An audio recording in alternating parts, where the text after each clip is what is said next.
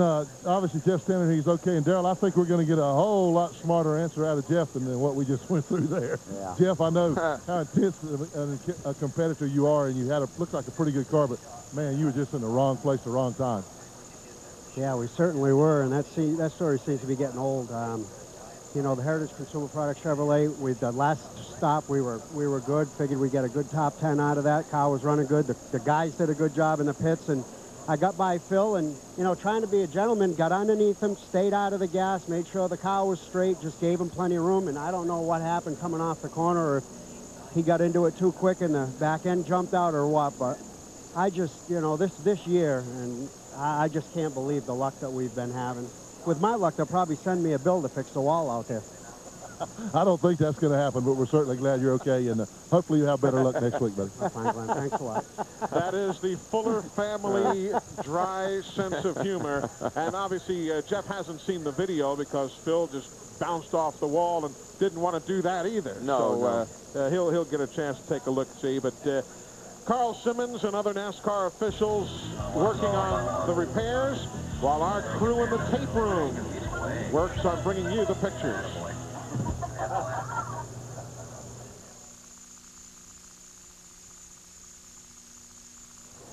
All I see him doing is pulling back, though. I hadn't seen a welder.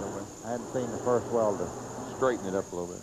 There's a welder on that truck. I ain't seen anybody. You know, that's the one thing that people don't understand, is the driver does not see everything that happens. Oh, no. You're down there digging off that corner, and you're looking down the straightaway. You're not looking at the car beside of you. You have tunnel vision. I mean, you know, you got a full face helmet on. You only see what you see straight ahead. That's why you have a spotter. Yeah, the spotter should have told him what happened. Yeah, the spotter should say, hey, bounced off the wall, got into it. Maybe his radio was knocked loose. Maybe. Yeah, I think right at that time, I think everything's knocked loose. Yeah. I've got out and say, answer that phone. I don't like the looks of Dover Air Force Base. I don't like the looks of Todd Bodine's car. I swear it looks like he's got his nose jammed into the pavement. It down does. there. It looks like the front valence is dug in. I don't know about that. I know why he's like it. I mean, they put him on an angle like that so if it won't start, it roll off and get it cranked up. Yeah, but I'd be way up on the track. It almost looks like they don't look good. What do you say? C5A? Yeah, those big things. Yeah, C5A. What, is there one in the area? No, well, they're showing us the Dover Air Force Base. Oh. Yeah.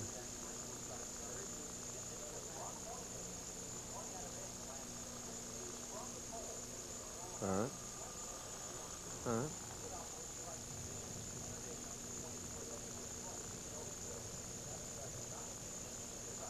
All right.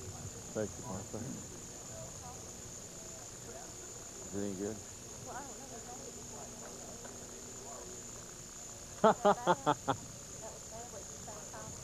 No, this is cold. It's cold, so cold.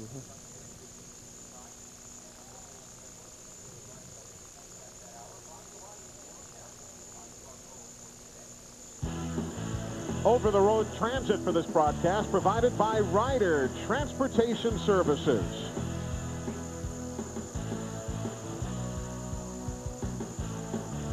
The cars remain parked under the red flag. A repair of the wall is underway here at the Monster Mile. Chance for us to remind you to swing on by, race in, if you will, for the all-new and official store of NASCAR. NASCAR Thunder. Chances are there is a store near you. Just give that number a ring, the 615-883-7000 phone number. They'll give you all the information you need as to the nearest NASCAR Thunder store to your hometown. Under the red flag, there's a great look from the helicopter at Dover Air Force Base, just up Highway 13 from where we sit, literally a 5-mile drive, if that much. Those are the famed C5As that make their home here at Dover Air Force Base. Yeah, they took us out there one time and let us go up in these airplanes, and you wouldn't believe how high off the ground you are in the cockpit of that thing. I mean, it's like 4 stories high there, just where the cockpit's at. I thought that was how all these race teams got to the race this weekend. Yeah, no, I don't understand. Yours is being repaired. Yeah, mine's in the hangar. Highway 13 in the foreground, and there's Highway 1. What we're concerned about is Bodine put the car on that bank like that to restart it, but I think he might have overdone it there. It looks like the front valence is digging in the asphalt there. I hope it don't damage that thing when he lets the brake off there. You can see it's right on the bottom there. Am I getting better at that, buddy? Let me try that one more. more. You are getting good, man. That's hard to do. That place right there. Of course, he's had a back-to-front kind of routine this year, Todd has. Yeah, see right there. Yeah. Interesting.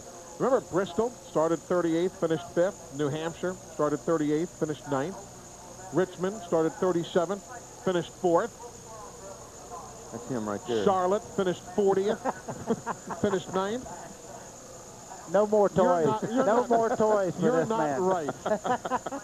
You're not right. He don't know his bet, I guarantee you on that. Let me see if I can put a little. Wait a minute. There's a little mustache. Come on. Oh, no. Oh, that's Darrell Walter, Buddy Baker. We've got Glenn Jarrett, Ralph Shaheen on board here today. Tomorrow, of course, we'll be joined as well by Steve Burns and Dr. Dick Bergwin for the NASCAR Winston Cup Series MBNA Platinum 400. There's Tony Uri Sr., crew chiefing for Dale Earnhardt Jr. Just waiting for this wall repair to take place. And Ralph, the man looks contented. I guess you are if you know you got yourself a car that can win. Yep, that's exactly right, Eli. And if they hold on, Tony Uri, you'll take over the points lead as well here today. How good is the car for the run to the finish today?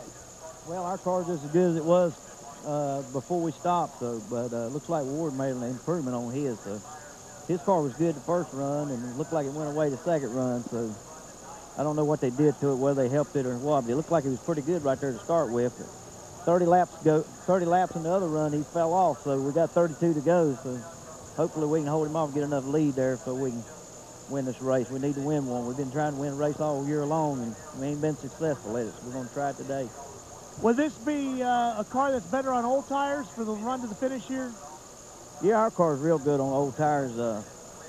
That's one thing we've worked on. We got beat last year a couple of times because we couldn't run on old tires. We've worked hard to get our car to where it will work on old tires, and we got beat last week because we run good on old tires and didn't run good on new tires. So hopefully that won't happen today. Glenn Jarrett? Hey, thanks, Ralph. We're down here in the pits with Mr. Excitement there, Jimmy Spencer, who owns this car. And you were just telling me that it's going to be kind of tough to beat that 3 car.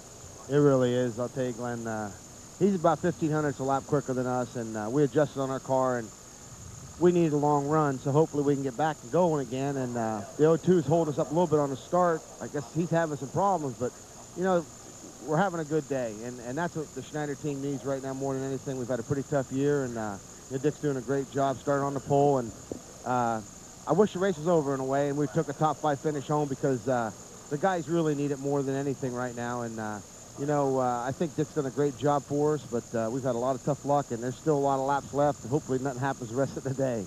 Well, I hope not either. Now, remember, this is Mr. Excitement. When I first came up here, folks, let me show you what he was really excited about. They're the very first team pitting down at the end of pit road. Walk over here with me, Brad. Spencer was really mad because the blower blowing the speedy drive came by and blew stuff all over his pit equipment. So he was really hot. But other than that, they did make an adjustment on the car. The crew chief, Brian Schaefer, said that it went from being too loose to too tight. So they're going to have their hands full if they're going to beat the 3. Well, Dick's running 3rd right now, and best he's finished this year was 11th. 3 different times, so he's certainly destined to his best win of the year. That's the wall that they are replacing if you're just tuning in, or actually repairing, not replacing. What happened was this accident, Phil Parsons bounces off the wall into Jeff Fuller, and Fuller dismantles a piece of the wall. Damn, right there. Look at that wall move right there when he hit that. Dirt flying on the backside there. He goes around and then hits the wall again as he goes down. Watch when he comes back down. This is a hard lick when he starts straight head on into the inside wall. Bam. Ooh. Man, it just stopped. Here it is again. Phil bounces off the wall. Touches right there, and there's nothing that anyone could blame anybody for there. No. Phil was trying to come off the corner, got a little close to the wall, made contact, and they shot him right over into Fuller. Yep. So because of that hit, we are under the red flag as NASCAR officials and track cleanup crews are just pushing and shoving on that wall to make sure. Now they're welding it, so we should be closing in on a restart shortly. laps to go.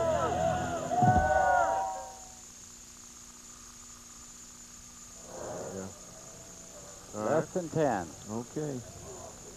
You know, I was just looking at Spencer, how he wants just a good finish and all. I think about it. I Yes, brought we him did. into this sport. He wasn't never worried about my stuff like And that. he does it so TNA well. don't worry about Travis's like that either. MBNA Platinum He ain't never worried 200 is about being Travis. brought to you by Napa Auto Parts. Hey, DW, Napa, you drawing we this keep illustrator like America your brother running. does? No, I can't do that.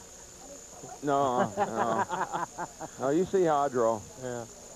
I don't think I'd be wanting to call it doing that anyway. No. I don't think he didn't realize he was going in all the sweeps. Yeah. And they're, well, get well, Mom. Who is that? Somebody on Snyder team on Trickle. Trickles guys. I don't know any of them. But I bet they're from up. Oh, that's who Dick is he? Trickle's Do we father. know the name? Mr. Goodyear. Let's see. BP. No. Man, I can't. It's typical Spencer. He wouldn't. You can't put a name on a shirt. He might have to give it to somebody else.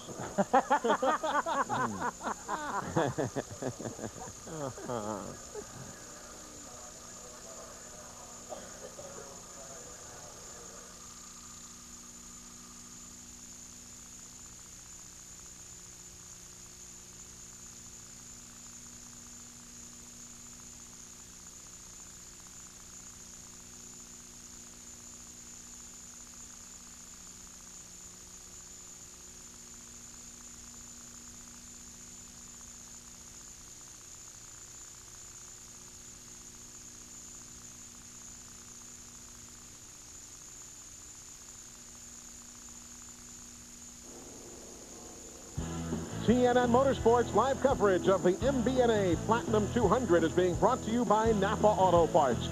Napa, we keep America running. And by the motor oil that provides maximum protection. Castrol GTX. Drive hard. Hey, folks, be sure to tune in just prior to our race telecast tomorrow for a special half-hour edition of Race Day live on TNN at 11:30 a.m. Eastern Time. And for the West Coast viewers, you folks will be receiving a special post-race edition of Race Day live on TNN at 3 o'clock Pacific Time tomorrow afternoon. So keep it right here on TNN all day long tomorrow for racing coverage from the studio and from right here at the racetrack. Hey, coming up later today, Roller Jam. The Big Apple meets the Lone Star State as the Enforcers take on the Rustlers. See who survives this afternoon, 5 p.m. Eastern and Pacific, right here on TNN. There's another satisfied viewer. Yep. Yep. Glenn put her right to sleep. Oh, Lord. They clean up, you see, wrapping up the guy in the yellow shirt, Melvin Joseph, the patriarch of this Dover Downs International Speedway. He really is. I mean, he runs this place with an iron fist. He is the guy that used to put the sealer on the track that we all dreaded, and now he's concreted it. Yeah, and everybody's moving away, so they're satisfied the wall is ready to go back under the green here. So you can see where they've welded the top of the wall. It is a steel wall. So those repairs complete. We'll be racing in a moment. Ralph Shaheen has another visitor. That's Tommy Baldwin again. Tommy, is the engine of the car that Ward Burton's driving getting better, getting worse? What's the story? No, it's pretty much staying about the same right now. I think we pretty much narrowed down. It's a bad exhaust leak, and with these 9-to-1 engines in these Busch cars, it just kills all the torque. So we don't have much torque coming off, much power coming off the corner right now, and it takes a couple laps to get going. But once we get going, I think, we might be able to give that 3-car a little run for the money in the end. Hopefully it goes green the whole way. But, I got to thank everybody back at the shop and back in the motor shop. This Siemens Pontiac's been going good all day. I got to tell you guys, the thing about crew chiefs, not only do they control the team, but they also control the volume and the controller on the TV. First time we came over here and talked to Tommy, the volume was up on the TV, and it was throwing him off. It was reverberating in the background. He could hear himself. This time we come over to do the interview, the first thing he does is he makes all the guys over here have all gathered around to watch the interview with Tommy, makes them all turn it down so he doesn't hear himself. Glenn? Thanks, Ralph. And the third thing he did was to verify what Darrell Waltrip said about 100 laps ago when we first reported on that. I heard DW say, I bet he's got an exhaust leak. Way to go, DW. We're looking at Terry Shirley right now. He's the crew chief for Kevin Grubb, who started on the outside pole. And I'll tell you what, for a young man, you've had a young driver out there with not a lot of experience, Terry. You've had a pretty good day. Yeah.